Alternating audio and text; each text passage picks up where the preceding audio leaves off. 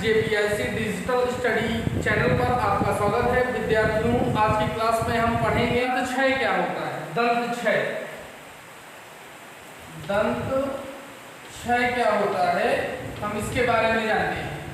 तो विद्यार्थियों, हमारे मुंह में जो लार होता है उसका पीएच मान, या हमारे मुंह में जो भी लिक्विड स्रावित होता है उसका पीएच मान 5.5 है, 5.5 होता है।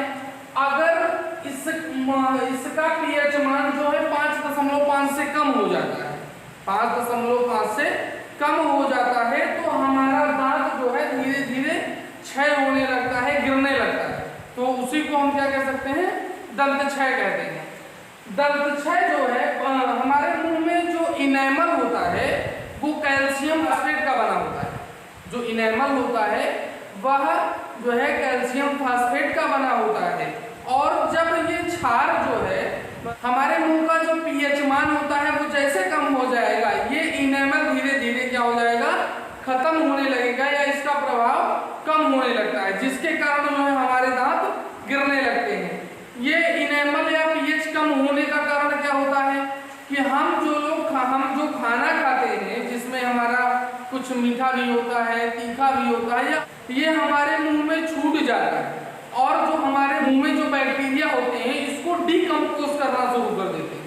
हमारे मुंह के जो बैक्टीरिया होते हैं इनको डीकंपोज करना शुरू कर देते हैं, और इस डीकंपोजिशन के दौरान इसका पीएच मान क्या हो जाता है, कम हो जाता है। और इनेमल जो कि हमारा कैल्शियम फास्फेट का है और हमारी बॉडी का सबसे कठोर पार्ट होता है, वो धीरे धीरे क्षय होने लगता है। तो हमको क्या करना चाहिए कि अगर अपने दंत क्षय से हमको बचना है तो हमको सबसे पहले क्षार युक्त किसी टूथपेस्ट का इस्तेमाल करना चाहिए। और दूसरा कि जब भी हम कुछ खाएं उस मुंह को अच्छी तरीके से साफ रखें। अगला टॉपिक हमारा है क्लोर क्षार अभिक्रिया। क्लोर क्षार अभिक्रिया सोडियम क्लोराइड के जलीय विलयन का वैद्युत अपघटन कराने पर, सोडियम क्लोराइड के जलीय विलयन का विद्युत अपघटन कराने पर सोडियम हाइड्रोक्साइड, क्लोरीन गैस और हाइड्रोजन गैस प्राप्त होता है, और यह अभिक्रिया कहलाती है क्लोर क्षार अभिक्रिया। सोडियम क्लोराइड NaCl का हम अगर जल अपघटन कराएं, क्या कराएं, जल अपघटन कराएं या विद्युत अपघटन हम कहते हैं, विद्युत अपघटन कराते हैं, तो यह जो है अपघटित होकर सोडियम हाइड्रोक्साइड देता है, और क्या देता है हमारा Cl2 और H2 देता है। क्या देता है, Cl2 और H2 देता है। तो H2 2 दूनी 4, तो यहाँ हो जाएगा 2NaOH, 2NaOH। तो इस तरीके से हमारा जो है सोडियम हाइड्रोक्साइड, क्लोरीन और हाइड्रोजन गैस प्राप्त होती है, और यह टोटल अभिक्रिया क्या कहलाती है, क्लोर क्षार अभिक्रिया कहलाती है।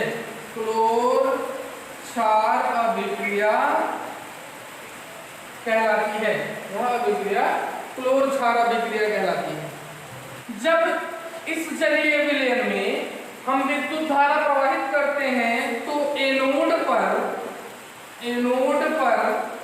क्लोरीन गैस और कैथोड पर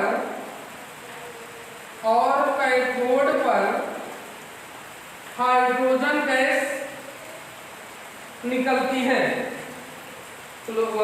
एनोड पर क्लोरीन गैस और कैथोड पर जो है हाइड्रोजन गैस निकलती है, और हमारा जो सोडियम हाइड्रोक्साइड विलयन होता है NaOH विलयन, यह कैथोड के पास में बनता है, यह कैथोड के पास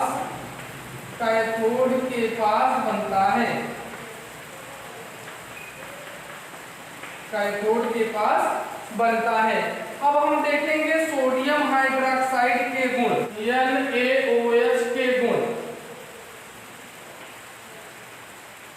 NaOH के गुण। इसका पहला उपयोग है, सोडियम हाइड्रोक्साइड का पहला उपयोग है कि धातुओं से ग्रीस हटाने में किया जाता है। धातुओं से ग्रीस हटाने में किया जाता है।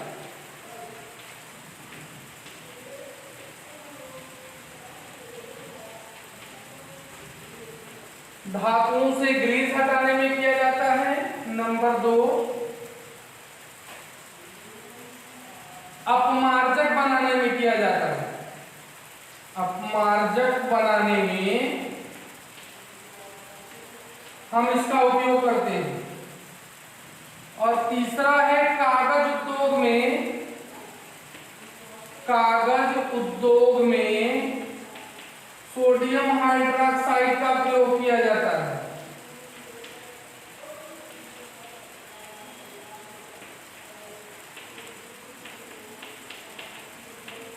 कागज उद्योग में जो है सोडियम हाइड्रोक्साइड का उपयोग किया जाता है। और चौथा उपयोग इसका है फाइबर के निर्माण में। फाइबर के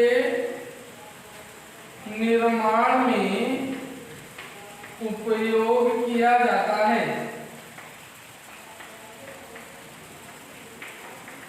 फाइबर के निर्माण में उपयोग किया जाता है।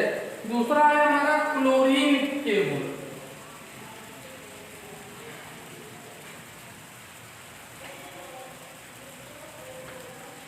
क्लोरीन के गुण। क्लोरीन गैस का उपयोग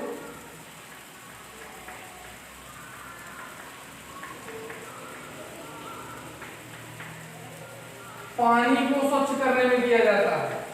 पानी को स्वच्छ करने में किया जाता है।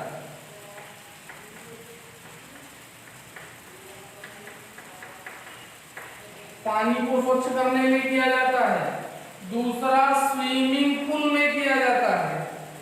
स्विमिंग पूल में किया जाता है।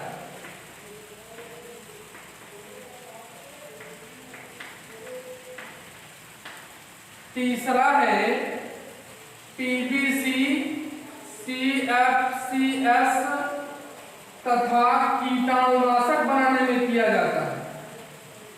कीटाणुनाशक बनाने में किया जाता है। कीटाणुनाशक बनाने में किया जाता है। और चौथा हमारा उपयोग जो है रोगाणुनाशक बनाने में किया जाता है।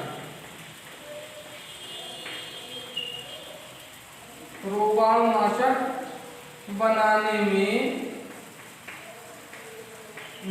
किया जाता है। रोगाणुनाशक बनाने में किया जाता है। तो ये मुख्य रूप से क्लोरीन गैस के 4 उपयोग हो गए। अब अगला हम देखेंगे हाइड्रोजन गैस के उपयोग। हाइड्रोजन गैस के उपयोग।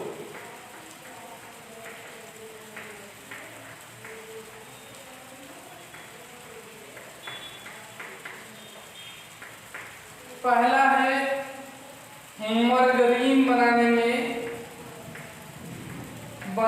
में इसका उपयोग किया जाता है।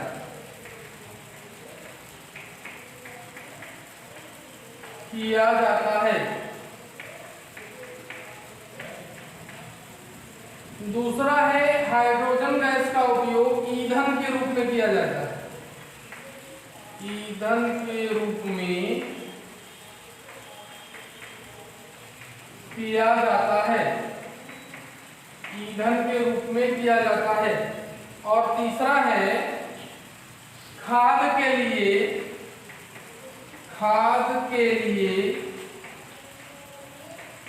अमोनिया निर्माण में किया जाता है। निर्माण में किया जाता है।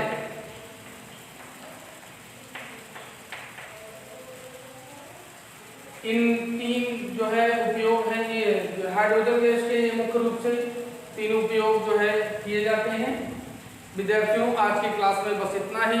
आप घर पर रहिए, स्वस्थ रहिए और बराबर पढ़ते रहिए, और जो भी जो है हमारे एक्सरसाइज हैं बुक में उसको सॉल्व करते रहिए। फिर आगे नेक्स्ट क्लास में फिर मिलते हैं। धन्यवाद।